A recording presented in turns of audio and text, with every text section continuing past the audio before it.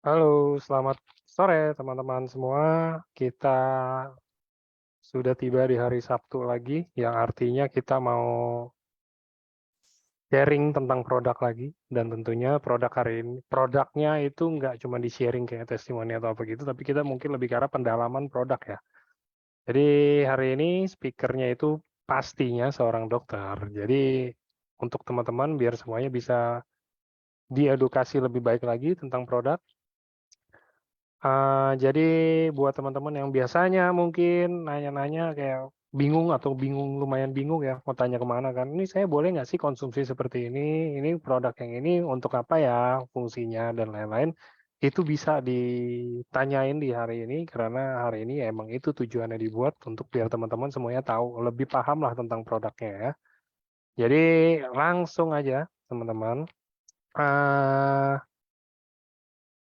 Kita sudah kedatangan seorang dokter yang pasti teman-teman sudah kenal semua. Nah, ini dia. Selamat sore, Dokter Susi. Semuanya. Ya, sebentar dok. Kayak suaranya kayaknya kurang ini ya dok ya. Nah, suaranya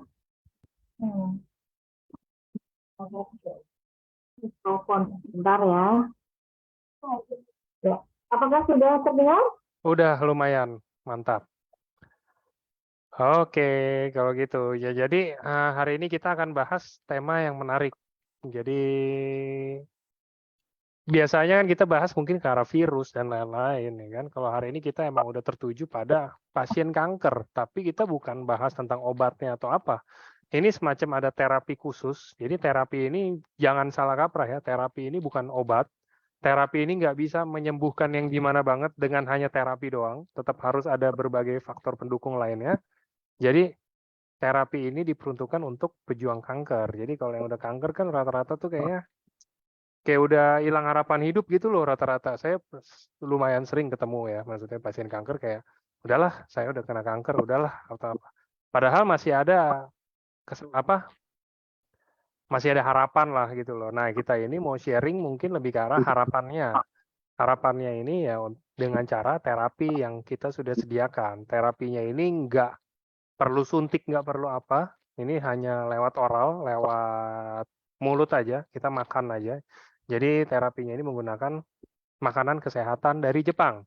Untuk lebih lengkap, nah, pastinya akan dijelaskan langsung sama Dokter Susilor ini. Silakan dokter.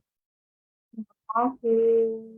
Ya, saya mau izin berbagi dulu ya. Siap. Di sini judulnya sangat-sangat petar membahana tetapi khusus kanker gitu ya Pak Angga ya. Iya, betul. Ya, seperti yang disampaikan oleh Pak Angga tadi bahwa kanker ini adalah penyakit yang sebetulnya sangat kompleks sehingga modalitas terapi itu tidak cukup hanya satu ya.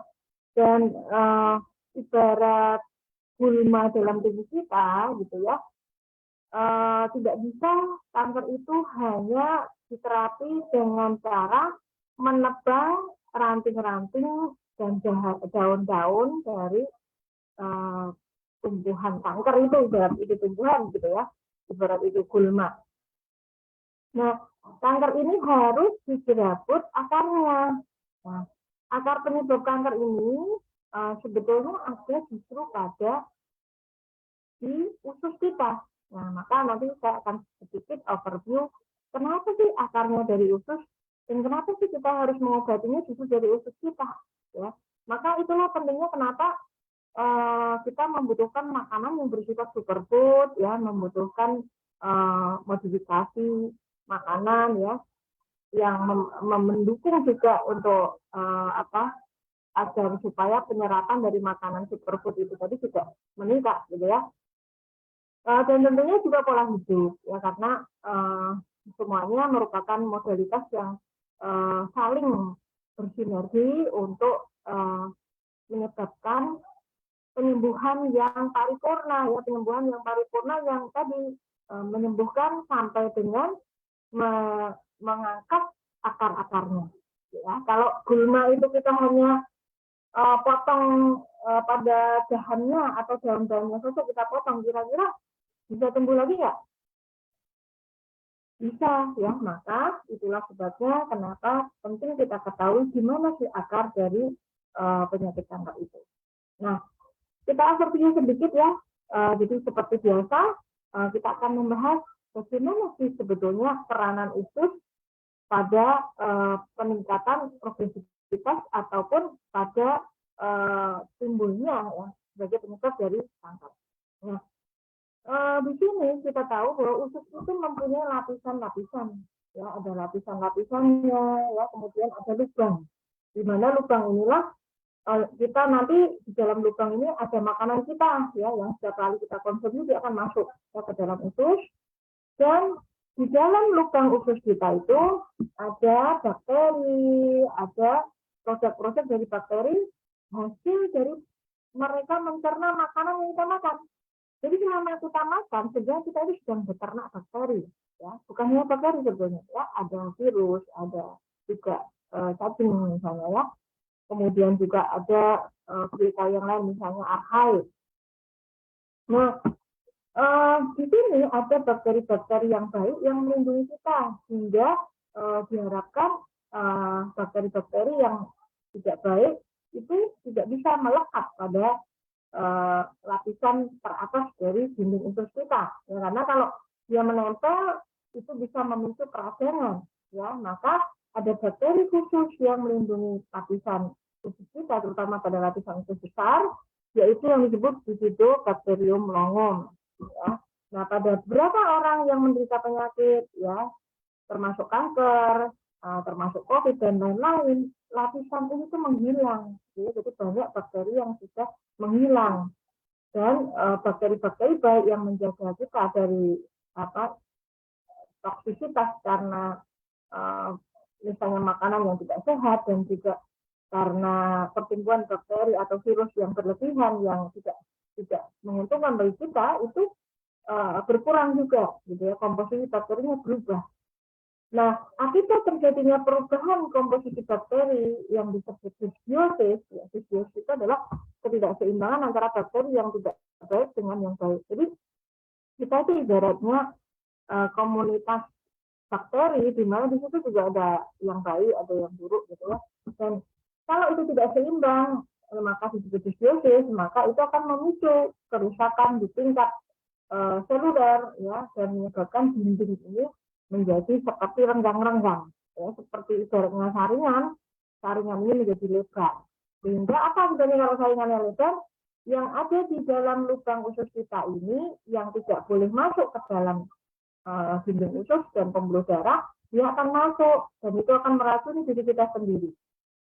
Dan ini akan merubah lingkungan dari sel kita sehingga lebih pro terhadap radang, lebih pro terhadap mutagen, ya, terjadi efek mutasi genetik, kerusakan DNA, dan juga kerusakan mitokondria, peningkatan radikal bebas yang bisa memicu kanker, dan pada penderita kanker hal ini juga akan meningkatkan progresivitas dan juga meningkatkan kekambuhan dari kanker itu. Nah, maka kalau kita ingin bisa menebang atau bukan menebang ya istilahnya ya, mencabut kanker itu dalam tubuh kita harus memperhatikan kesehatan usus kita dan juga menjaga keseimbangan ekosistem usus itu. Ini hanya akan berdampak pada imunitas juga ya, pada imunitas terhadap kanker. Karena sebetulnya kanker itu tidak akan bisa tumbuh kalau imunitas kita baik, ya. Nah, imunitas yang baik salah satunya ditentukan oleh sel-sel imun yang mampu melawan kanker. Nah, oleh sebab itu, karena adanya pengetahuan tentang akar masalah kanker, berkaitan juga dengan imunitas dan juga berkaitan dengan lingkungan mikro yang berkaitan dengan bakteri tadi, terapi-terapi khusus mulai dikembangkan di sini oleh dunia kedokteran. Ya, kita lihat di sini ada yang disebut imun based terapi. Ya, jadi terapi yang dia mentargetkan sel-sel imun kita. Dan di sini menggunakan stem cell. Ya, akan tapi stem cell yang digunakan di sini adalah transplantasi stem cell. ya, bisa melalui oral, bisa melalui endoskopi, ya, bisa melalui juga fekal transplant terapi menggunakan bakteri dari feses orang yang sehat lalu ditransplantasikan baik melalui lubang anus ataupun melalui mulut. Ya. Nah, tapi kira-kira kalau bagi kita menjijikan nggak ambil bakteri kita dari feses orang lain? Jijik nggak? Jijik mestinya ya. Atau mungkin kalau dalam agama tertentu hal itu juga disebutkan tidak halal atau najis, ya karena najis, ya karena dia ambil dari feses manusia, ya. Nah, lalu juga imun based terapi cancer yang disebut sel terapi, ya, dengan menggunakan sel imun tertentu, misalnya dari T-sel, ya. Jadi kita menyuntikkan T-sel yang sehat, yang sudah ditreatment supaya dia bisa melawan kanker tertentu, gitu ya. Nah, ini disuntikkan kembali dalam tubuh, jadi disuntik, ya. Bisa juga dengan menggunakan antigen tertentu untuk meningkatkan imunitas terhadap kanker. Contoh yang digunakan adalah BCG, ODM juga disuntik. Ya. Lalu juga bisa menggunakan human stem cell dari diri kita sendiri. Ya, misalnya kita punya stem cell dari lemak kita, ya, atau dari misalnya tali pusat kita. Dulu waktu kecil kita punya tali pusat misalnya kita gunakan, ya, atau dari misalnya ya, gigi kita dan lain-lain itu bisa digunakan. Nah, lalu kemoterapi ini termasuk sebetulnya beberapa kemoterapi dia bersifat imun based terapi cancer, ya. Kemudian penggunaan beberapa herbal untuk kemoterapi walaupun yang dipakai adalah herbal berupa zat aktif bukan asar, ya. Terus psikofosfamid itu sebenarnya juga kemoterapi yang berbasis herbal. Lalu targeted terapi menggunakan beberapa imunoglobulin atau antibodi, ya, antibodi yang didesain supaya dia bisa mengenali sel kanker, ya, atau sel apa yang dia mau target, ya. Karena dia ingin mentreatment sel itu sehingga sel itu bisa melawan kanker misalnya, ya, atau mentarget reseptor tertentu yang terlalu berlebihan pada sel misalnya, ya, sel kanker gitu. Nah, setelah itu adalah dengan terapi-terapi yang lain, ya, termasuk juga dengan misalnya natural killer, ya. Nah, harapannya tujuannya apa sih gitu, ya? Tujuannya adalah mengurangi kemampuan progresivitas kanker itu dan menghambat metastasisnya, gitu, ya. Nah, seperti operasi tidak selalu menjadi pilihan, ya, tidak selalu menjadi pilihan. Dan di sini sekarang mulai ada pandangan-pandangan baru yang menggunakan mekanisme lain, ya, bukan hanya dengan imun based terapi kanker, tapi berdasarkan pengetahuan tentang bahwa ternyata perubahan-perubahan pada usus termasuk pada ekosistemnya itu bisa meningkatkan progresivitas kanker atau sebaliknya, gitu, ya. Maka yang ditarget adalah usus sekarang, ya. Bagaimana kita mentreatment mikrobiota dan juga metabolis pada usus ini sehingga dia nanti meningkatkan efektivitas dari modalitas terapi yang lain dan juga bisa menghambat kanker itu bermetastasis atau progresif, ya, pertumbuhannya. Nah, jadi terapinya sekarang yang dikembangkan ini bersifat presisi, ya, personal dan presisi dengan menggunakan bakteri-bakteri tadi contohnya dari feses, ya, lalu dari probiotik.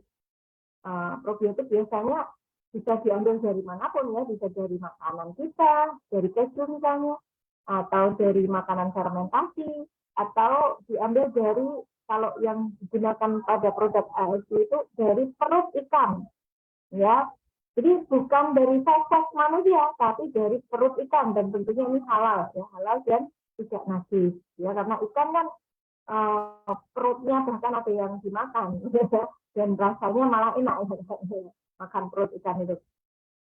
Nah, lalu ada juga yang menggunakan genetically modified live strain microbial bioengineering, ya, jadi bakteri yang dirancang genetiknya itu membawa sesuatu, membawa misalnya apa ya, zat bioaktif, atau membawa gen-gen, bisa juga ya, jadi dia membawa gen-gen tertentu yang dimaksudkan untuk menghambat pertumbuhan kanker, ya.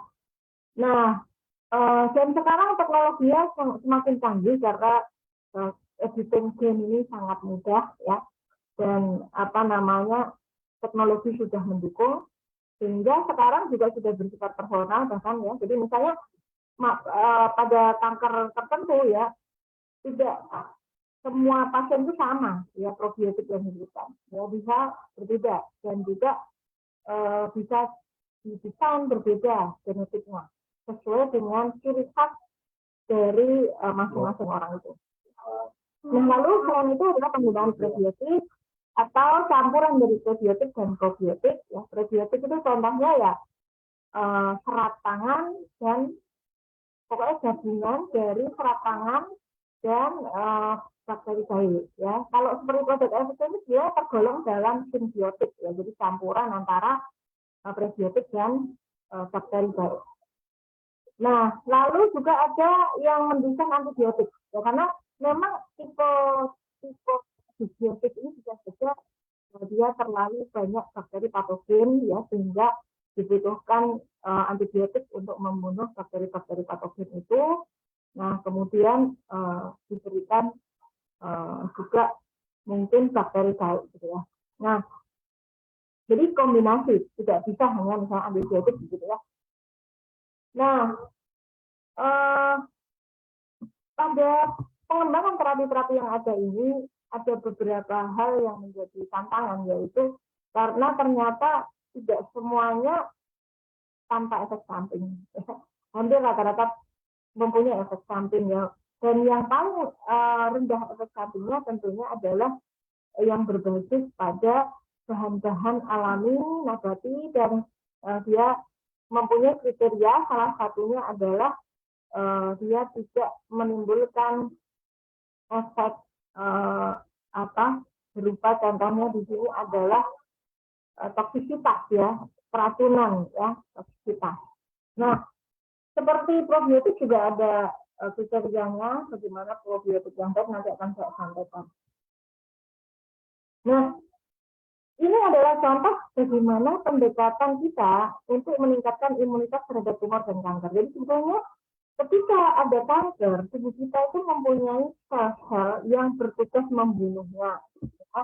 Di sini ada sel T, makanya tadi kenapa salah satu terapinya adalah sel T, gitu ya. Lalu ada natural killer cell. Nah, ini sel yang luar biasa karena apa? Karena dalam proses pembunuhannya tidak membutuhkan sel dendritik ini.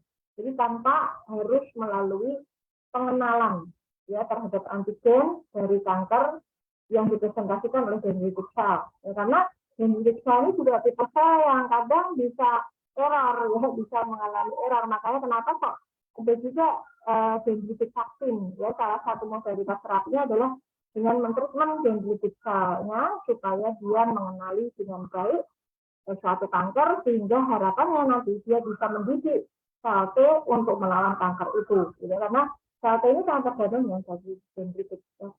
Nah, kalau natural killer dia nggak perlu sel dendritik, ya, dia bisa langsung membunuh dengan beberapa metode, dengan cara misalnya membuat senjata-senjata yang melubangi sel-sel kanker itu tanpa harus mengenalinya, dan juga ada mekanisme yang menggunakan reseptor sehingga dia akan, kalau dia melekat pada sel kanker, dia akan membuat sel kanker itu mati bunuh diri, ya.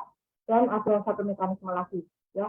Nah, akan tetapi sel natural killer ini juga berhubungan mempengaruhi sel-sel lain, ya, termasuk sel B, ya, dendritik, maturasi sel dendritik itu yang membantu natural killer ya. Jadi sel dendritik itu kadang dia nggak bisa nggak bisa mengenali dengan baik ya, karena dia nggak matur. Nah, sel natural killer ini yang dia akan mendidik sel dendritik atau mengarahkan sel dendritik itu agar dia berespon dengan respon yang sesuai ya, matur ya.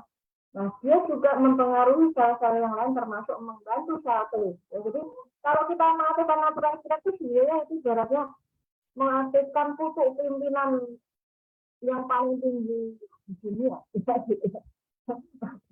Jadi gimana dia bisa memerintah semua bala tentara ya yang ada dalam tubuh kita untuk melawan sel kanker gitu. Nah, ini contoh bagaimana natural killer itu dia akan mengeluarkan senjata-senjata yang ampuh ya, ibarat bom atom, dia akan melubangi seluruh sel, dinding sel, sehingga sel itu akan mati. Ya, atau dia dengan cara berikatan ya dengan penangkap-penangkap pada dinding dari sel kanker itu dan menyebabkan kematian ya. Nah, ini ada beberapa penangkap yang dia aktifasi, baik itu yang sifatnya aktivasi maupun inhibisi ya. Menghambat ya. Aktivasi itu dia memicu, sedangkan inhibisi itu menghambat. Nah, ini contoh bagaimana kerja dari sel NK membunuh sel kanker, yaitu dengan cara membuat sel itu membunuh dirinya sendiri ya, dengan mekanisme yang namanya apoptosis. Nah, di sini juga sudah banyak diteliti tentang kanker imunoterapi, jadi berbasis imun ya, sel imun kita yang kita aktifkan ya. Contohnya di sini dengan menggunakan tumor spesifik monoklonal antibody untuk limfoma ya, yaitu anti-CD20, lalu untuk kanker payudara ya, kanker ovarium ya, lalu ada juga imun vaksin ya untuk membunuh kanker, kemudian juga antibody yang spesifik, kemudian menggunakan sitokin diinfus gitu ya, jadi ini semuanya disontek ya.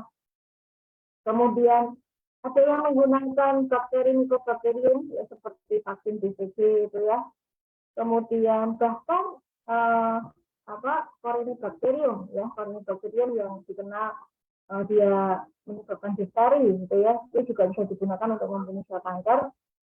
Dan juga menggunakan aseptic cell therapy ini dengan kita menyuntikkan sel ya, sel T misalnya. Kemudian ini beberapa terapi imun sel yang menjadi pilihan utama. Jadi natural killer ini merupakan salah satu pilihan utama. Lalu ada yang lainnya di sini ya, cytokine industrial cell, lalu ada dendritic cell, dan juga chimeric antigen receptor T-cell imunoterapi ini yang dikembangkan di luar tubuh manusia dengan hewan coba yang didesain secara genetik dia menyerupai manusia. Ya. Nah, ini kriteria probiotik yang baik ya. Jadi probiotik yang baik itu dia harus teridentifikasi spesiesnya, jenisnya, strainnya, gitu ya. Dan dia harus terbukti aman ya dikonsumsi, tidak patogen dan tidak membawa gen yang bersifat resisten terhadap antibiotik, tidak terdegradasi di usus, dan dia bisa tidak terkonjugasi oleh asam tebu. Jadi dia harus mampu hidup di usus, dia harus resisten terhadap asam lambung, dan dia toleran terhadap asam empedu. Dia harus melekat pada permukaan usus, dan dia mampu berkoloni atau mampu hidup berkelompok di dalam lapisan usus, dan dia diketahui bisa memproduksi antimikroba alami yang dia bersifat antagonis terhadap bakteri patogen, dan paling tidak harus ada 2 studi yang mendukung. Dan pada saat penyimpanan dan juga processing harus stabil. Jadi banyak sekali syaratnya, dan kalau itu sudah dapat sertifikat, sudah dapat izin edar dari FDA, dari BPOM, artinya dia memenuhi syarat, ya. Nah, yang luar biasa kita punya kombinasi, ya, beberapa bakteri yang punya sifat baik tadi dan memenuhi syarat sebagai probiotik yang baik, dikombinasikan dengan bahan-bahan alam yang ada di sini, yaitu meliputi salmon DNA, ya, lalu ada kombu fucoidan, ada ekstrak dari kiwi, ada resveratrol, ya, lalu ada ekstrak dari nanas. Kemudian yang menarik pada usukusi yang terbaru, ya, usukusi yang versi 2, kalau yang versi 1 enggak, black garlic. Kalau yang versi 2 ada tambahan black garlic, ada tambahan bakteri ini, atau Coccus lactis dan lactic acid bacteria. Jadi kalau bedanya dengan yang versi 1 itu hanya mengandung Bifidobacterium longum. Ya, ini bakteri yang dia tadi sifatnya melekat dan melindungi, ya, dari usus kita. Nah, ini ditambahkan 2 ini karena Coccus lactis ini adalah bakteri yang dia bisa membawa gen yang ingin kita targetkan, ya, pada gen tertentu pada sel kita, ya, atau gen yang mungkin kita ingin sifatnya itu dia membunuh sel kanker misalnya, gitu, ya, atau peptida yang kita harapkan dia akan mempengaruhi sel kita, gitu, ya. Itu bisa dengan menggunakan Lactococcus lactis. Ya, bahkan ini juga digunakan untuk vaksin, ya. Desain vaksin itu biasanya menggunakan Lactococcus lactis. Termasuk Bifidobacterium itu juga termasuk bakteri yang didesain untuk vaksin juga karena sifat-sifatnya yang mampu melekat tanpa menimbulkan peradangan yang berlebihan. Nah, lalu ada lactic acid bacteria. Kemudian yang menarik juga, ya, di sini mengandung antioksidan, the mother of antioksidan, yaitu L-glutation, ya. Ya, walaupun tubuh kita bisa memproduksi, ya, akan tapi pada penderita kanker yang masalahnya sangat kompleks, mitokondria itu banyak mengalami disfungsi, padahal mitokondria ini adalah salah satu organel penting yang dia berfungsi dalam memproduksi L-glutation, ya. Nah, tapi pada orang-orang yang menderita kanker biasanya mitokondria ini tidak berfungsi dengan baik sehingga cadangan L-glutation kita rendah. Padahal tubuh kita yang mengalami kanker itu baik karena pertumbuhan kanker itu sendiri atau karena peradangan di sekitarnya atau karena kemoterapi dan sebagainya, itu akan meningkat radikal bebasnya, ya. Demikian juga kalau kita tinggal di daerah yang polusi udaranya tidak sesuai ambang batas yang aman, ya, sangat meningkat. Atau kemudian makanan kita nggak sehat atau kita pola hidup kita nggak sehat, nah tentu terjadi stres oksidatif yang sangat memerlukan sekali kita mengasup L-glutation, ya. Nah, ada banyak bukti penelitian juga bahwa penderita kanker itu kekurangan vitamin D rata-rata, ya, terutama pada wanita-wanita pekerja yang dia berangkat pagi pulang malam dan kosmetiknya tebal, ya. Kosmetik yang tebal itu juga akan menimbulkan dampak pada vitamin D, ya, karena salah satunya akhirnya kulit tidak bisa terpapar sinar matahari, ya, karena kita menggunakan sunblock misalnya, ya. Nah, sehingga akibatnya vitamin D kita rendah. Nah, oleh karenanya di sini kita menambahkan juga vitamin D. Nah, lalu kolagen, ya, kolagen itu terutama dinding usus, ya, karena dinding usus yang tadi merenggang itu membutuhkan jaringan ikat yang kuat, struktur jaringan ikat yang kuat. Satu yang bisa meningkatkan kekuatan dari dinding usus kita adalah kolagen. Yang digunakan di sini adalah kolagen pada ikan, ya, terutama dari kulit ikan. Nah, jadi banyak sekali kandungan yang bermanfaat pada usus-usus ini, dan dia termasuk mewakili dari salah satu modalitas terapi yang memecahkan masalah kesehatan usus tadi, di mana usus adalah akar dari kanker ya. Nah, di mana untuk yang usus-usus yang sebelumnya yang versi 1, kita lihat di sini kandungannya adalah elpitation, ya, kiwi seed, ekstrak, ya, kemudian fiskolagen, pineapple ekstrak, salmon DNA, Takara kombu fucoidan seaweed ekstrak, bakterinya ada 2, ya, Bifidobacterium locum dan lactic acid bacteria, jadi tanpa lactococcus actis. Kemudian di sini juga ada resveratrol. Nah, tambahan lagi untuk yang gold, dia resveratrolnya itu dosisnya double, ya, lebih tinggi daripada yang versi 1. Nah, jadi makanan dari sumber nabati itu diketahui menghambat kanker melalui beberapa cara. Jadi kita tadi kan sudah menyampaikan bahwa usus-usus itu sebenarnya makanan superfood, ya, dan dia terdiri dari makanan kita sebenarnya kan seperti salmon, ya, itu kan makanan kita sehari-hari juga, gitu ya.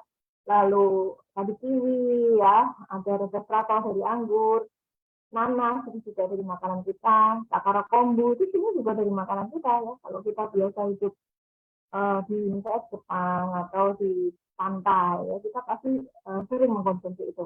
Nah, bagaimana caranya sebenarnya kok makanan bisa ya menghambat pertumbuhan kanker? Nah, caranya ini yang pertama, ya, melalui menghambat pertumbuhan melalui menghambat hormon, ya, penghambatan terhadap hormon, melindungi kerusakan genetik dari karsinogen, jadi menstabilkan gen kita, ya, menurunkan produksi radikal bebas, kemudian menjadi pengencer efek karsinogen dan menurunkan waktu transit di saluran cerna. Ya, jadi kalau kita misalnya makanannya itu enggak sehat, ya, kurang serat misalnya, kurang prebiotik, ya, prebiotik itu serat, ya. Nah, itu akibatnya akhirnya BAB-nya nggak lancar. Ya, BAB yang nggak lancar ini menyebabkan apa? Keracunan dan kadar racun yang tinggi, ya, pada lubang usus kita, ya. Nah, di sini dengan pemberian seperti tadi pineapple, ya, kemudian resveratrol dan sebagainya, itu dia bisa mengencarkan efek karsinogen, jadi detoksifikasi lah istilahnya, ya. Nah, lalu stimulator enzim yang aktif dalam fungsi fisiologis dan enzim yang bersifat anti kanker. Ya, jadi zat-zat yang tadi saya sebutkan itu salah satu sifatnya dia mempunyai zat aktif baik berupa enzim maupun protein yang dia bersifat menghambat kanker atau membunuh kanker. Nah, lalu salmon. Kenapa sih salmon itu istimewa, gitu ya?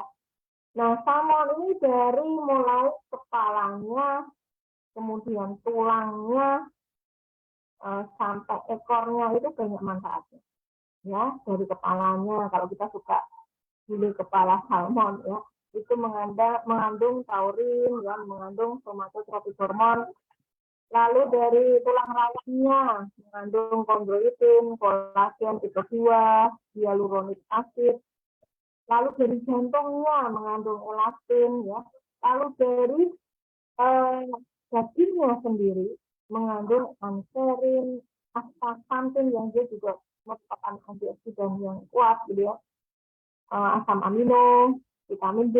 Nah, lalu dari ususnya, dari perutnya, ya, itu mengandung asam amino. Dari telurnya mengandung vitamin E, amino asid. Nah, kalau yang jantan mengandung susu salmon itu yaitu mengandung asam nukleat. Ya, lalu dari lemaknya juga mengandung DHA dan EPA. Jadi lemaknya aja baik, gitu ya. Nah, lalu dari kulitnya mengandung kolagen. Luar biasa, ya, Masya Allah. Nah, lalu fucoidan. Fucoidan itu, Dok, fucoidan itu yang saya sebutkan tadi adalah takara kombu. Jadi takara kombu itu kalau diekstraksi, maka yang kita dapatkan adalah salah satunya yang disebut fucoidan.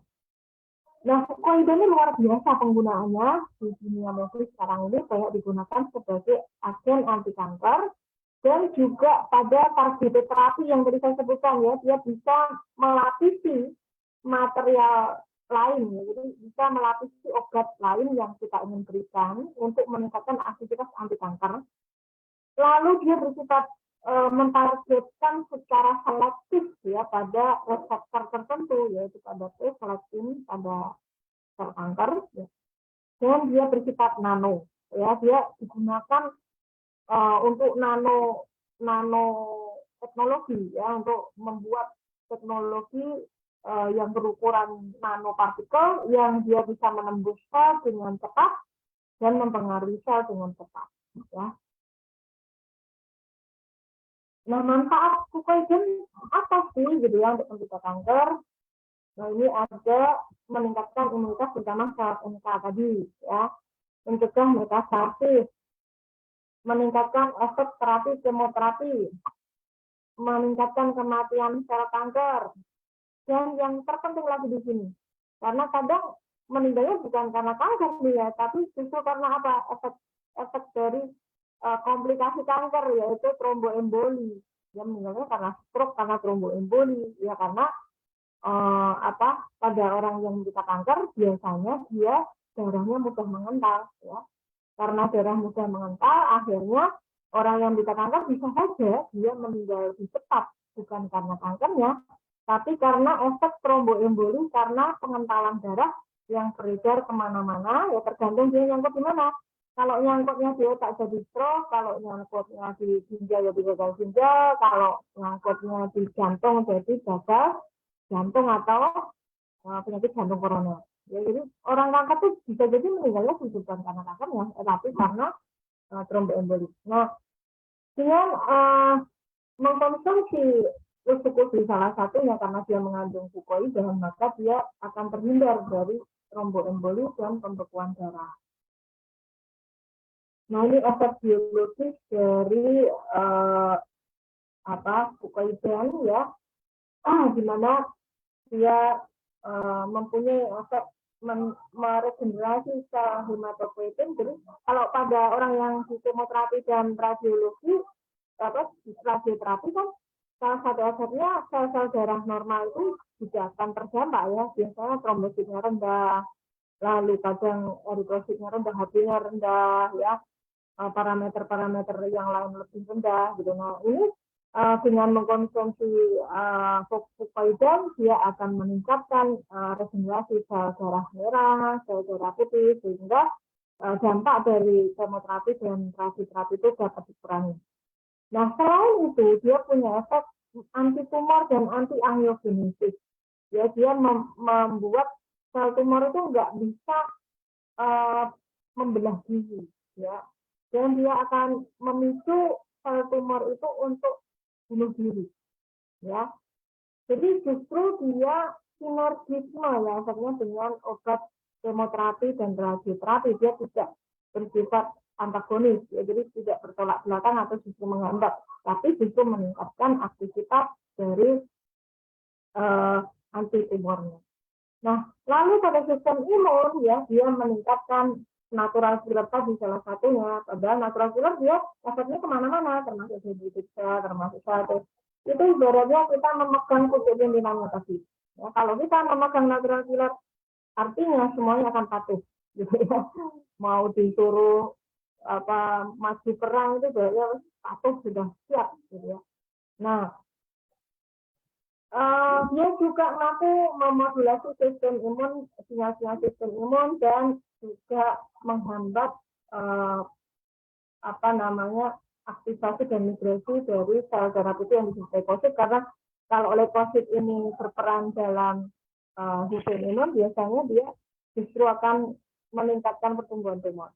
Ya, nah, maka leukosit ini menghambat migrasinya. Dan yang satu tadi yang menarik yaitu dia mencegah pembekuan darah dan terjadinya emboli atau trombosis dari bekuan darah tadi, sehingga kita tidak mengalami komplikasi kematian mendadak karena stroke atau karena penyakit jantung koroner. Ya. Nah, ini mekanisme anti kanker dari fucoidan ya, jadi dia mempengaruhi banyak sinyal dalam sel ya, jadi dia bersifat targeted cell ya. Dia mempengaruhi sinyal-sinyal pembelah dirian ya, proliferasi sel. Yang meningkatkan ukuran dari sel ini adalah sinyal proliferasi ya. Lalu juga mencegah sinyal-sinyal ke dalam inti sel dan juga menghambat sikosel sehingga sel itu tidak bisa beranak pinak ya. Lalu dia memicu sel kanker untuk bunuh diri. Nah, ini beberapa contoh penelitian yang menggunakan fucoidan. Ini ada pada limfoma, kemudian kanker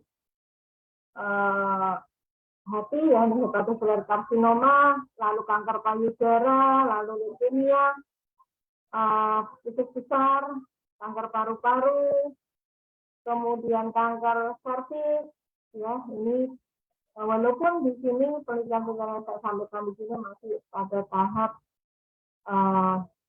laboratorium dan juga pada sel ya. Ini penelitian yang lain ya. Nah, ini efek menghambat metastasis ya, ini ada beberapa penelitian pada sel lain dan juga pada tikus.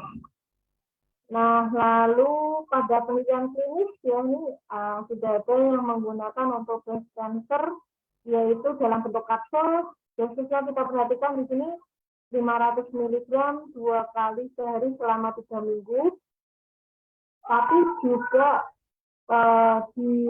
diberikan bersama dengan modalitas terapi yang lain, di mana di sini diberikan terapi anti hormon, tamoxifen dan juga letrozole. Nah, lalu pada kanker usus besar ini 4 gram 2 kali sehari selama 6 bulan. Sebagai terapi tambahan dikombinasi dengan volfiri kemoterapi ya, kombinasi dengan kemoterapi ya.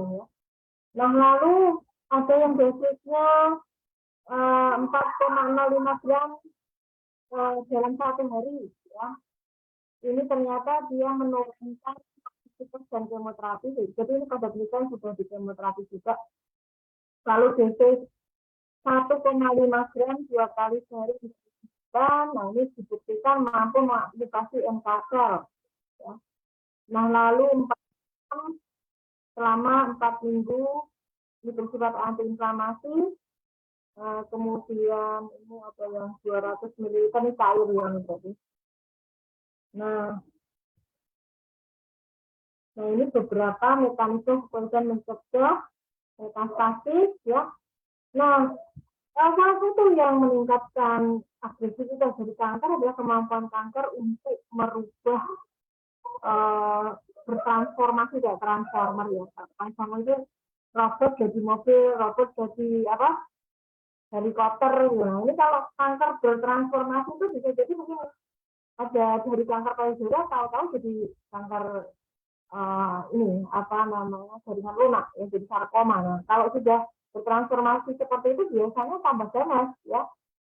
Ada yang dia sudah di kemoterapi sudah selesai semua, tahu-tahu kanker payudaranya berubah jadi rhabdomyosarkom ya, kanker pada otot seran lintang. Nah, itu bisa ya karena terjadinya yang namanya MT. Nah, fucoidan itu mencegah transformasi dari sel ganas tersebut menjadi sel ganas yang lain. Kemudian dia juga mempengaruhi sinyal-sinyal yang meningkatkan metastasis dari ya, jadi menghambat metastasis dia sifatnya. Nah, ini contohnya, jadi dia menghambat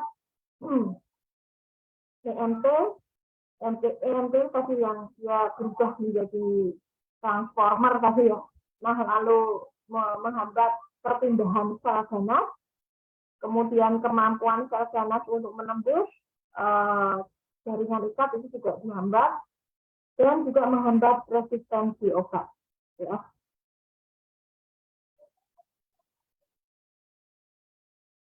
Nah, ini fucoidan ya, dan salmon itu adalah produk-produk laut yang sangat-sangat bermanfaat, bahkan bukan hanya dengan itu ya, tapi dia juga mempengaruhi otak kita.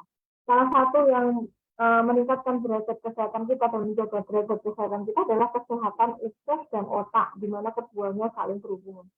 Nah, di mana karena kandungan tadi ya, marin ketat seperti salmon DNA itu ya juga meningkatkan kesehatan otak ya, maka diharapkan orang yang mengkonsumsi ini tidak mudah stres ya, moodnya itu selalu terjaga ya, kemampuan kognitifnya juga terjaga ya.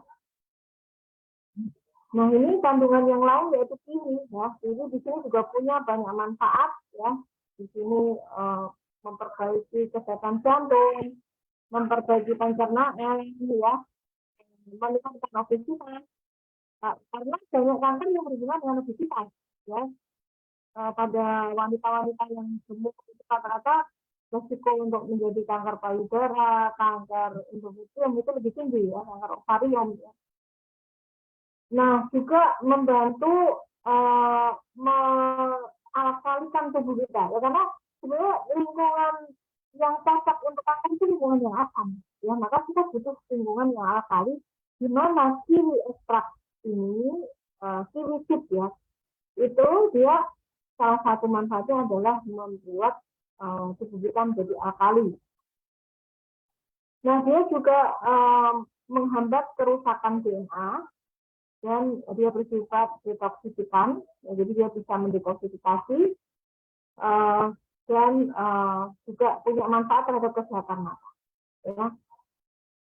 Nah, lalu juga apel apa namanya, nanas, ya, ini apel, di mana dia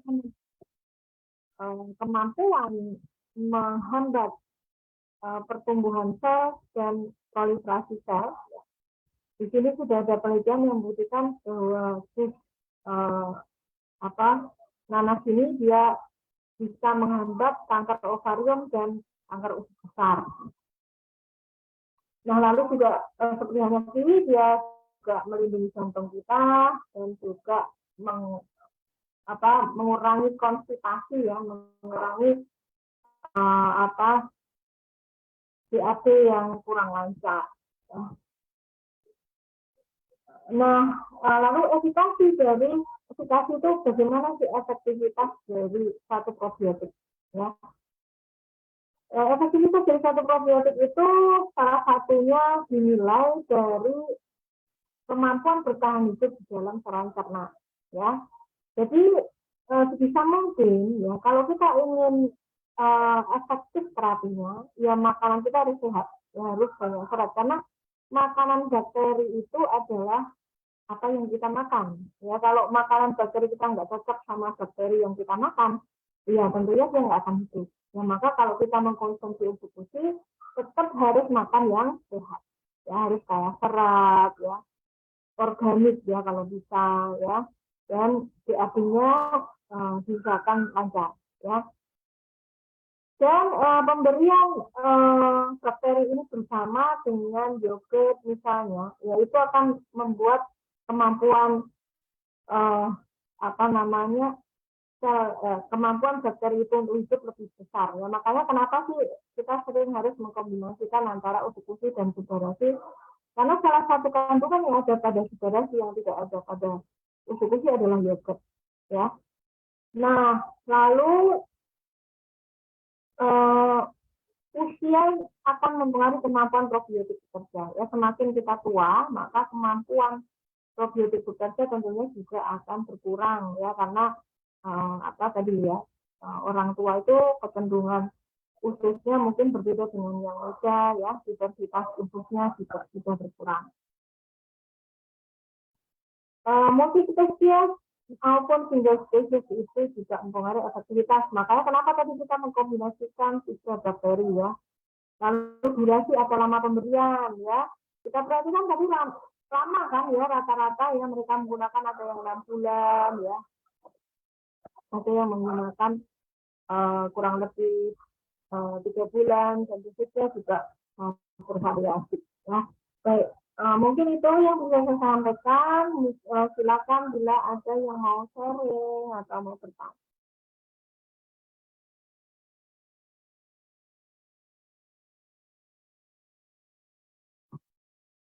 Nah, ini ada pertanyaan dari apa sih ya?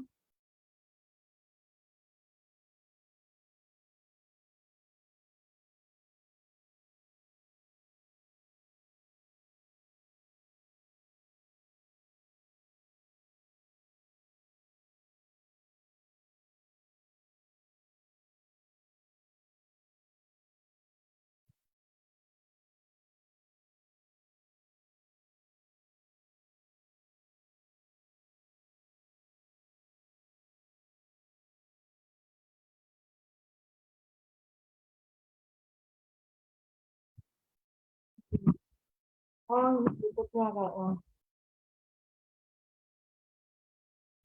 Ya, dari siapa tadi?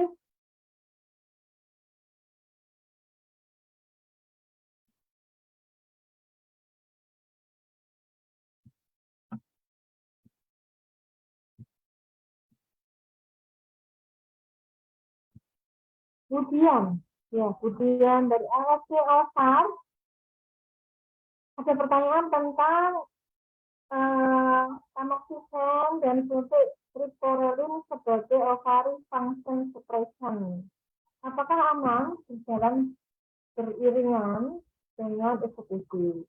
Ya, kalau kita lihat tadi, banyak penelitian yang mengkombinasikan fucoidan dengan tamoxifen juga, Bu. Aman insya Allah. Ya, jadi tidak akan berpengaruh, justru akan bersifat sinergisme. Ya, jadi dia sinergi itu artinya dia saling membantu. Gitu. Ya. Apakah ada yang bertanya? Halo, suara saya terdengarkah? Ada pertanyaan yang kedua dari Pak atau Bu Ii ya. Saya ulang. Apakah untuk Setelah sembuh boleh bebas atau masih diet ketat? Walaupun stop ya, makanan itu harus sehat, bukan diet yang ketat. Artinya makan yang sehat. Jangan berpikir ini diet ketat ya. Makan yang satu enjoy aja gitu loh. Jadi anggap aja ini bukan diet ketat ya, tapi diet yang enjoy, diet yang bahagia. Jadi mindset kita perlu diubah. Ya, justru kalau kita makan makanan yang nggak sehat itu harusnya kita buat sesuatu itu negatif gitu ya. Jadi makan yang tidak sehat itu artinya meracuni diri sendiri. Diet racun gitu ya. Kalau yang diet yang sehat ya diet bahagia. Jadi jangan bikin istilah wah ini diet ketat ini bukan ya. Jadi makan yang sehat, organik, nah, jangan dianggap itu sebagai diet ketat, tapi sebagai gaya hidup yang membahagiakan, gitu ya.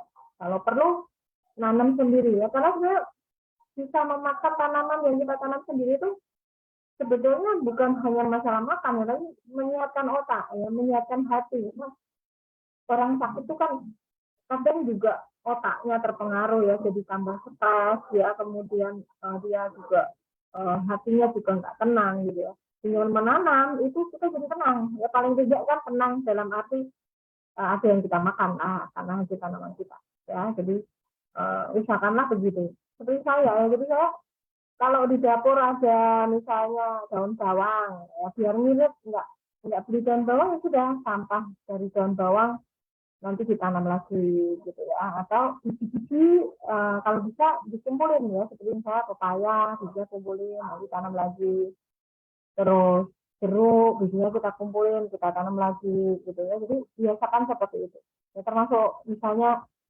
yang tidak ada di Indonesia yang mahal-mahal, kita satu saat bisa pengen 5 nih ya, bijinya ambil berapa kita tanam. Jadi ada rasa puas, ada rasa senang ya, itu juga akan mempengaruhi. Nah, ini ada pertanyaan yang lain dari apa ini ya? Semangat sore dokter, mau tanya, mama mertua kami minum pagi uji 2, sore, malam, SOP2, beliau kanker payudara. Apakah sudah tepat dosisnya? Selain kanker payudara juga ada diabetes dan jantung. Ya,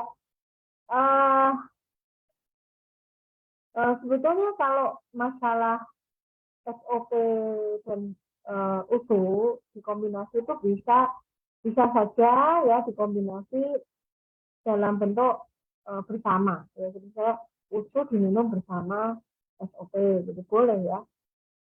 Dan memang saya menganjurkan biasanya 2 kali sehari, ya 2 kali sehari pagi dan malam. Salah satu alasannya adalah ketika itu dikonsumsi dalam kondisi lambung kosong, ya biasanya kalau kita pagi hari belum makan apa-apa itu kan lambungnya kosong ya. Lalu malam hari juga demikian, dan pada banyak penelitian biasanya dosisnya seperti itu ya. Pada beberapa penelitian yang saya baca tentang penggunaan bifidobakterium, yaitu rata-rata 2 kali sehari ya. Seperti fukoiden juga begitu tadi ya, jadi ada yang rata-rata 2 kali sehari ya. Maka kalau kita sedang pada tahap terapi, sebenarnya usulnya yang diperbanyak. Ya. Ada yang bertanya tentang bagaimana bila mengkonsumsi usul tapi mempunyai GERD. Tidak masalah ya, karena sebetulnya usul ini tidak menimbulkan atau memicu GERD ya. Karena justru tadi kan saya sebutkan ya bahwa salah satu manfaat dari pilisit ekstra, karena dia mengandung pilisit ekstra, dia itu justru meningkatkan alkalinisasi ya. Padahal tadi kan yang ditakutkan adalah asam lambung ya. Lalu ada pertanyaan dari Bapak Valentinus ya, apakah tulang keropos bisa dibantu usus dan kopi? Bisa sekali ya, karena kan mengandung vitamin B ya. Kemudian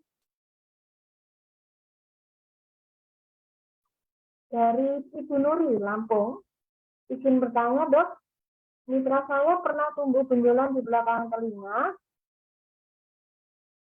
2 kali operasi tumbuh lagi. Nah setelah itu pas ketemu AC beliau konsumsi, alhamdulillah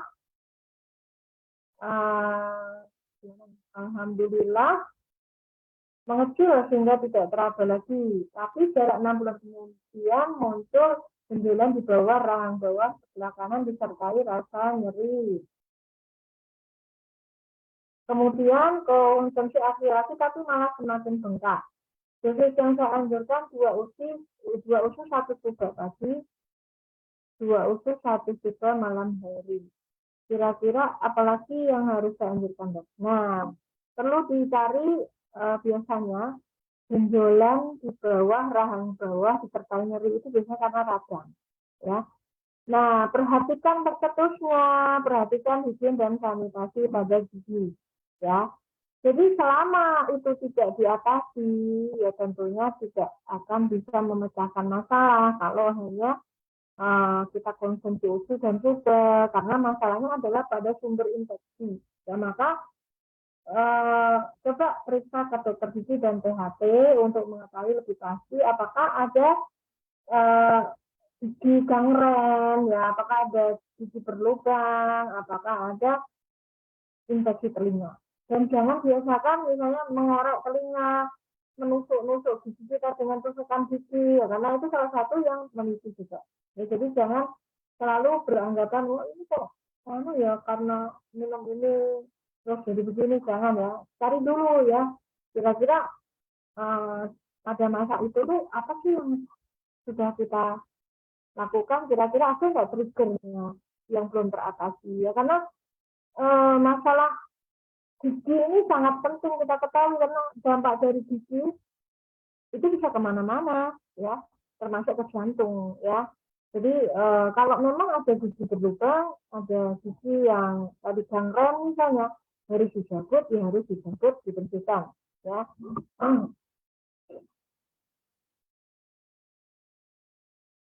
Nah, ada pertanyaan dari Mbak Konsa Maura Lucia, ya.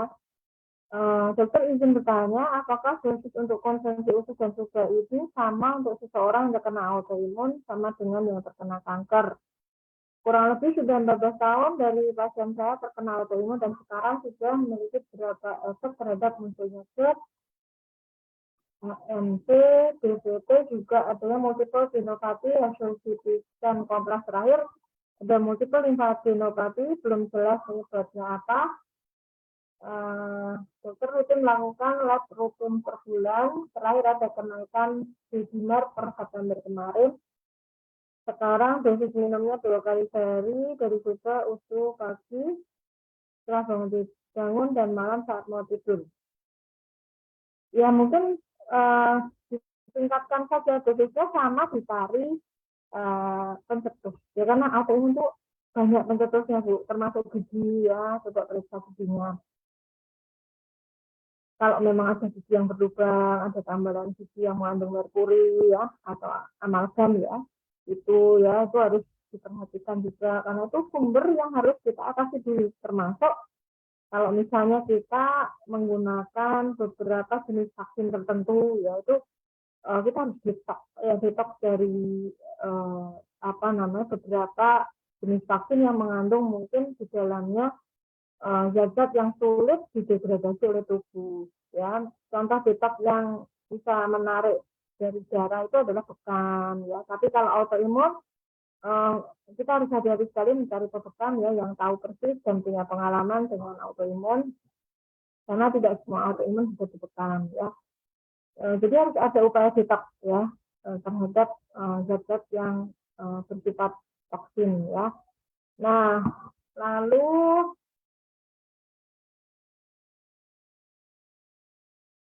limfadenopati. Nah, limfadenopati ini sebenarnya memang dipastikan dulu apa penyebabnya. Limfadenopati bisa karena infeksi, ya, bisa karena radang yang bersifat tadi berkaitan dengan misalnya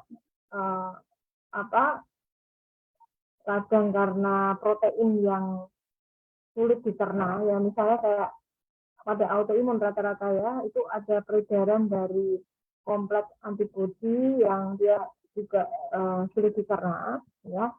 Yang lalu bisa juga karena zat asing tadi ya, atau karena kanker ya, karena kanker baik itu limfoma ya maupun karena kanker jenis lain yang bermetastasis ya, maka harus dilakukan penegakan diagnosis. Biasanya kita akan dilakukan biopsi, baik biopsi jarum maupun biopsi pembedahan ya. Tapi bedahnya di sini ya bedah kecil ya, jadi hanya diambil sedikit untuk melihat apakah ini ganas atau tidak, misalnya ya jenisnya apa gitu ya. Limfadenopati ini memang banyak kasusnya mulai meningkat ya.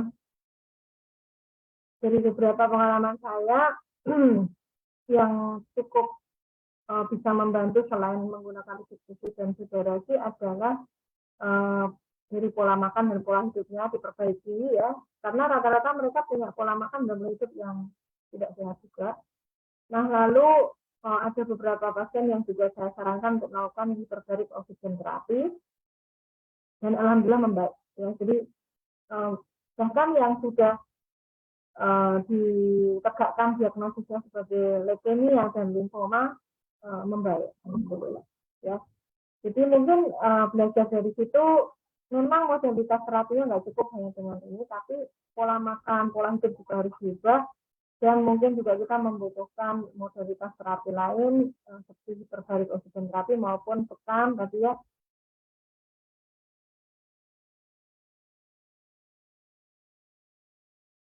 Ini ada pertanyaan dari Bu Eni Kartini. Assalamualaikum dok. Pada kanker payudara sudah luka stadium 3. Apa yang harus dikonsumsi? Bagaimana dosisnya? Apa harus menghindari karbo? Apa yang sebaiknya dikonsumsi? selama ini lebih banyak konsumsi buah, sayur, almond, kacang-kacangan, no gula, puasa, ya sudah bagus ya Ibu, tapi pastikan organik dan hindari kosmetik, sabun yang mengandung paraben, ya mengandung SLS, yang mengandung pestisida, ya semua yang mengandung pestisida. Kemudian perbanyak lingkungan hijau di rumah, ya untuk meningkatkan oksigenasi dan mengurangi polutan. Dan mungkin ya eksekusi yang gold kalau bisa ya Bu, dan utamakan dulu eksekusi dari Subang, ya kalau apa namanya bisa yang gold.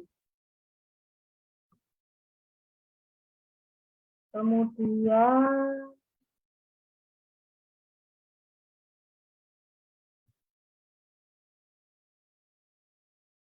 dari Mbak Konsalasi kayaknya masih sama ya.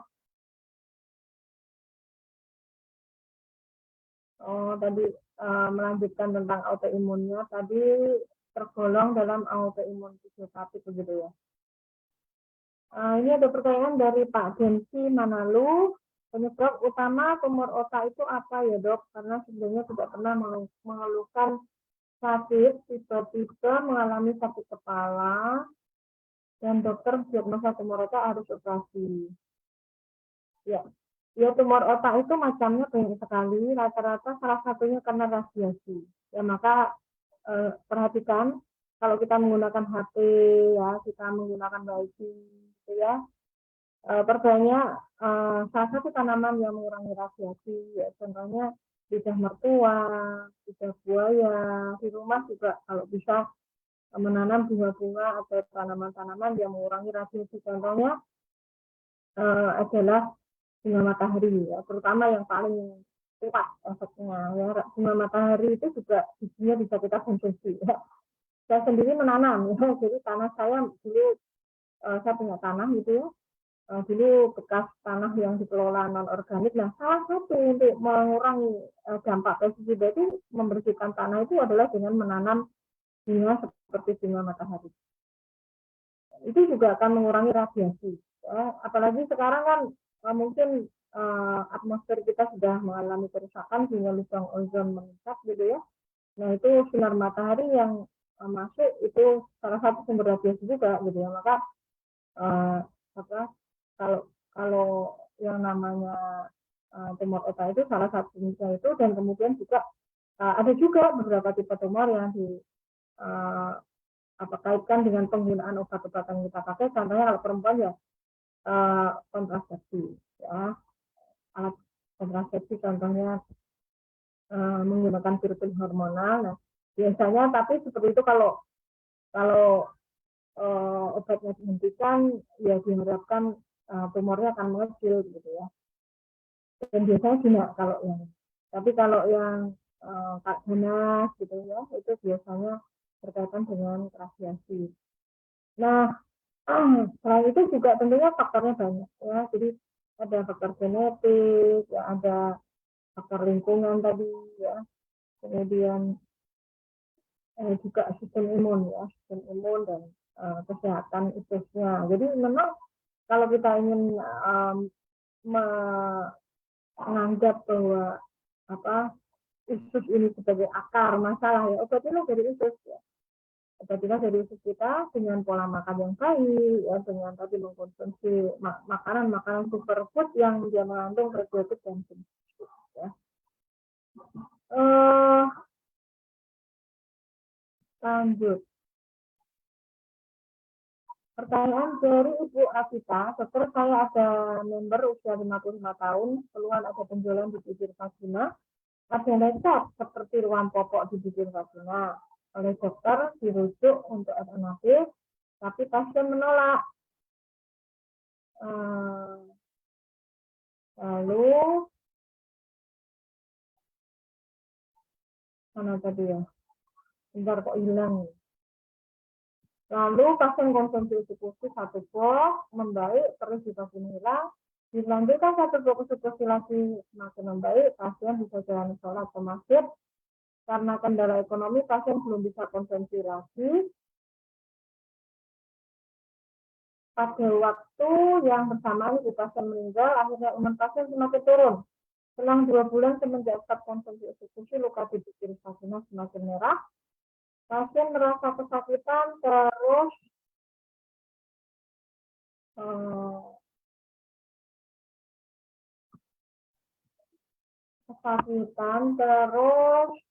konsumsi lagi sudah 3 box dan itu 3 box sampai sekarang katanya bagaimana?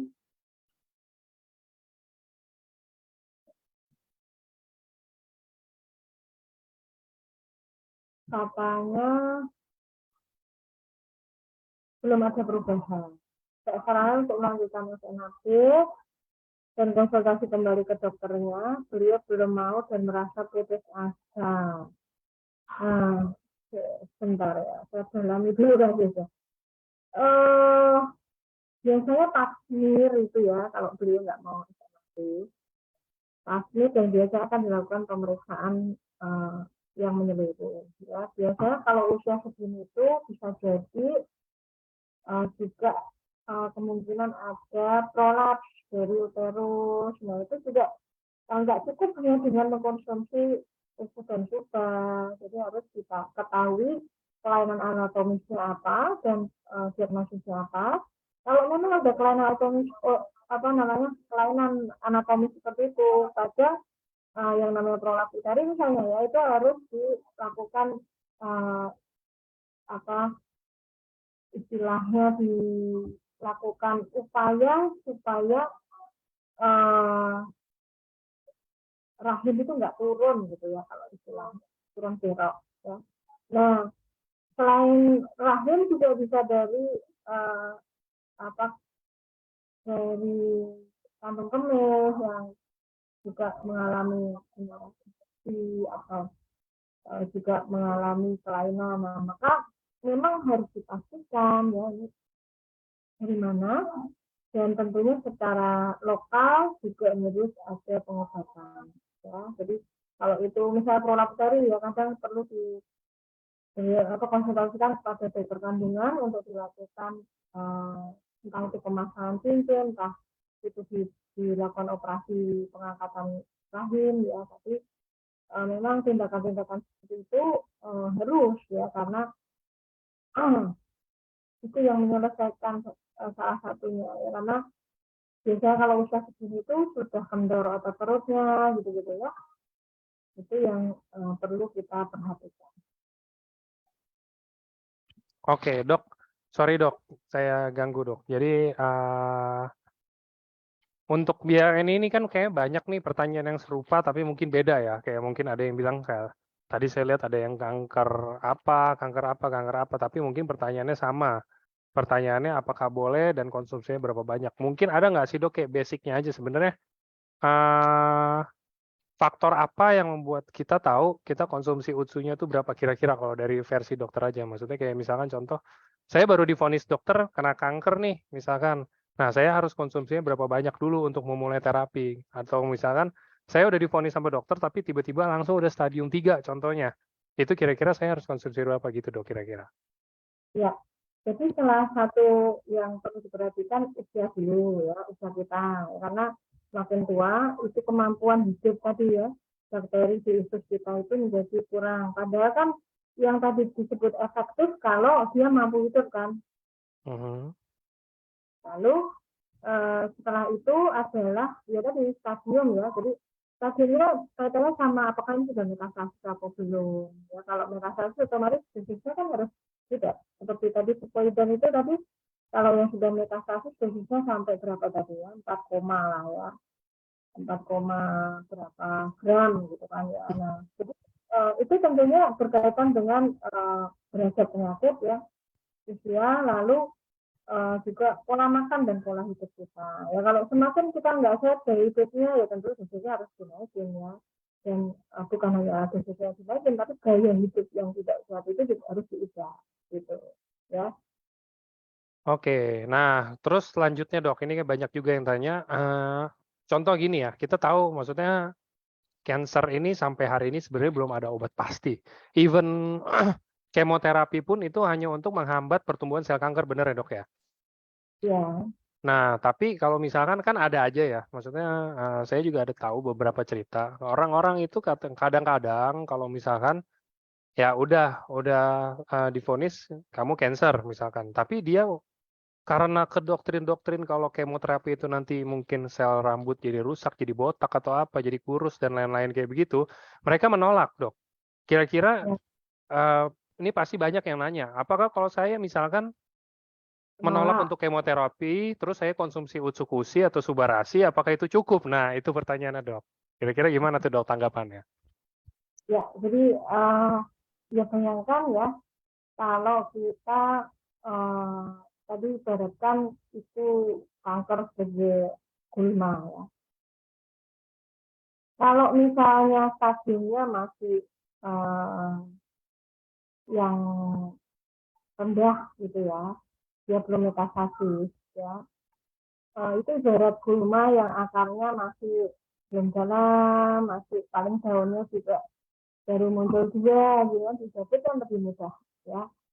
Nah, kalau dia sudah gulmanya sudah semakin besar, stadiumnya juga, dan usianya juga sudah lama kita sakit itu gitu. Untuk menjabut akarnya itu juga semakin susah. Kadang-kala kalau kita tidak memotong dulu ya, memotong dulu dahan-dahannya juga akhirnya nggak terjat.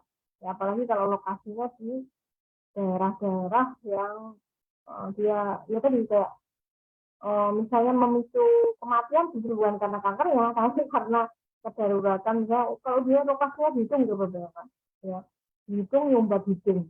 Ya. Kalau kita mau mengharapkan konsumsi usus saja terus itu tahu-tahu hilang kan nggak mungkin ya kan. Padahal kalau menyumbat hidung kira-kira kita bisa napas ya?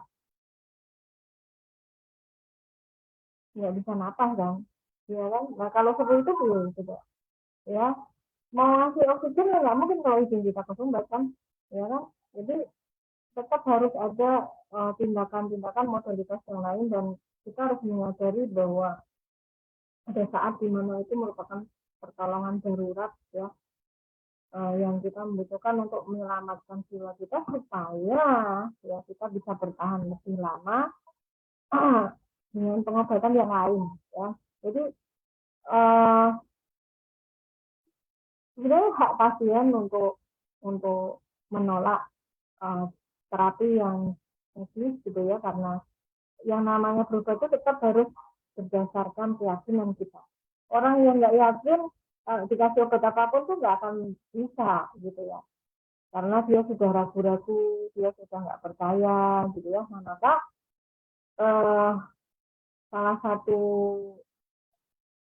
hal yang penting kita perhatikan adalah bahwa dalam berobat itu, keputusan berobat itu juga jangan kita sandarkan pada diri kita sendiri ya. Kalau kita misalnya ingin memilih yang non medis, kita harus juga konsekuen ya, karena tadi kalau pola hidup kita bertahun-tahun sudah jelek, kita nggak mau berubah hanya mengandalkan usus dan Subarashi. Itu ibaratnya menggarami lautan ya, dan tidak akan terkejar ya. Maka seperti pengalaman saya punya dua pasien ya, kakak beradik ini ya. Sama-sama dulu waktu gadis kena tumor payudara Cina, dan mereka dalam keluarga mereka itu, dalam pedigree mereka itu ibu mereka, nenek mereka itu penderita kanker payudara, ibu mereka ya itu penderita kanker payudara. Nah saat mereka sudah tua terdiagnosis ada benjolan lagi. Nah yang kakaknya tidak mau kemoterapi dan lain-lain, bahkan di biopsi itu nggak mau ya, dan beliau konsultasinya sama saya ya. Nah lalu yang asiknya kebetulan beliau itu pejabat gitu ya, pejabat, istri pejabat juga gitu ya. Jadi stresor lebih tinggi, wanita karir, dari pagi sampai beratnya malam tuh kerja, makanannya nggak sehat karena makan bukan bawa bekal, tapi makanannya dari apa yang dijual oleh penjual-penjual masuk ke kantor, ya. Nah, melihat dua tipe pasien seperti ini, saya juga bisa menyarankan hal yang sama. Yang satu bisa saya kendalikan karena beliau mau mengubah pola makan, mau menjaga makanannya organik, gitu ya. Alhamdulillah 2 tahun itu beliau tidak mau dan hilang sama sekali, hilang sampai sekarang sehat. Nah, yang adiknya, karena saya melihat beliau sudah minum macam-macam herbal yang mahal-mahal pula, gitu ya. Tapi kok progresivitasnya cepat dan saya takut ya, ini justru meninggalnya karena komplikasi. Nah, akhirnya saya sarankan untuk diagnosis biopsi, lalu diketahui bahwa jenis kanker yang paling agresif dan bisa menggunakan antibodi monoklonal, ya, karena dia ternyata bisa menggunakan yang Herceptin itu, terus akhirnya ya sudah terapi itu ya, terus dilakukan mastektomi juga. Alhamdulillah sampai sekarang juga sehat. Sampai sekarang juga sehat. Nah, jadi ada kalanya kita harus memperhatikan faktor-faktor individu sehingga tidak bisa kita generalisir ya. Dan sekali lagi pilihan kita itu ada konsekuensi yang kita pun harus konsekuen ya. Jadi kalau kita milih misalnya hanya mau eksekusi dan supervisi, sebetulnya kalau melihat dari kandungannya, menyelesaikan dari akarnya, iya sekali ya. Tapi sekali lagi ada faktor lain yang harus kita kuatkan ya. Stres, kita nggak boleh stres. Maka kita harus mengolah stres ya. Modifikasi lingkungan kita tidak stres ya. Makan kita tadi, karena yang namanya usuk-usuk dan subbaras itu kan probiotik dan simbiotik ya, simbiotik lah bukan probiotik. Gimana dia bisa bermanfaat secara efektif bila ya kita makanan kita juga sehat ya, maka konsekuen ya kalau kita mau gitu. Dan sekali lagi dengan bersandar juga obat ya, karena yang menyembuhkan itu adalah Allah Subhanahu wa Ta'ala. Obat ini hanya perantara ya, maka jangan setiap kali ketika kita berobat selalu berdoa ya. Kalau mau minum institusi berdoa, mau minum substansi berdoa ya, dan niatkan kenapa sih saya tuh kok berusaha saya nggak kena pengobatan medis, itu menjaga supaya saya pengen beribadah masih bisa beribadah. Kalau saya nanti ikut terapi dokter kemoterapi kan bayangkan hidup saya tuh habis dok di rumah sakit. Misalnya kita punya niat itu yang ada itunya gitu loh. Jadi hingga ada kalanya miracle yang tidak kita yang menurut prediksi manusia itu tidak mungkin menjadi sukses. Dan ini akan menambah efektivitas dari apa yang kita konsumsi. Jadi selalu berdoa, makan yang baik dan sehat ya. Puasa tadi yang disampaikan oleh beberapa penanya tadi, puasa itu juga bagus untuk penderita kanker, tapi kita harus ketahui juga kemampuan kita ya, karena banyak penderita kanker yang dia menderita malnutrisi ya, kateksia atau berat badan yang sangat turun ya, sehingga dia kurus kering, maka puasa ini tentu juga akan menambah penderitaan ya. Maka ketika kita mau melakukan satu modalitas terapi, selalu melibatkan orang-orang yang dia bisa kita mintai pendapat, dan juga kalau muslim ya libatkan Allah dengan beristighoroh, kemudian sholat hajat ya, kemudian berdoa setiap kali kita menentukan ya. Sayur dan buah organik bisa kita tanam sendiri ya. Kalau mau tahu caranya, pilihlah Pak Angga, nanti kapan-kapan kita bikin workshop ya. Kita bikin microgreen workshop, boleh deh ya. Siap, pasti dong. Ini sederhana, tidak harus kita punya rumah yang besar. Kita punya jendela yang ada sinar mataharinya. Atau kalau nggak punya ya, kadang menumbuhkannya itu cukup hanya 2 jam sehari untuk kena sinar matahari. Atau kita bisa beli lampu khusus tumbuhan, kita sinari setiap 2 jam sekali itu sudah jadi sumber pangan organik kita. Jadi nggak perlu punya tanah, ya.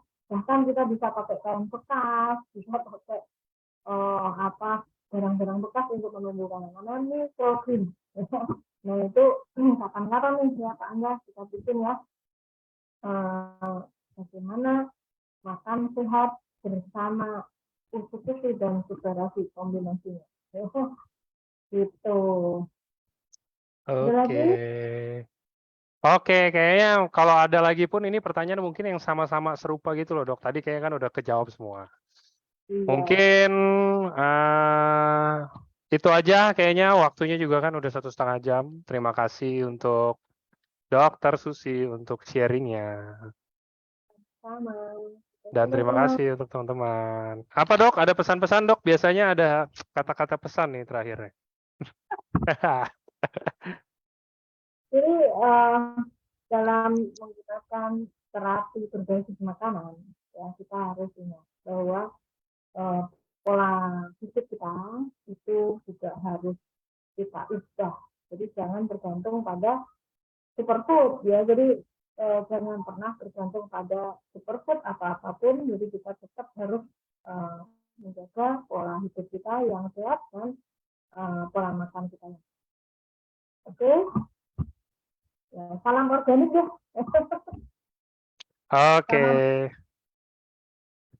Siap, dan terima kasih. Oh ini semuanya. Terima kasih juga semuanya yang udah setia ya nonton terus. Nih hari Sabtu saya udah sering banget lihat semuanya, nama-namanya sangat familiar. Terima kasih dan sampai ketemu di sharing selanjutnya. Thank you dok. Selamat sore semuanya.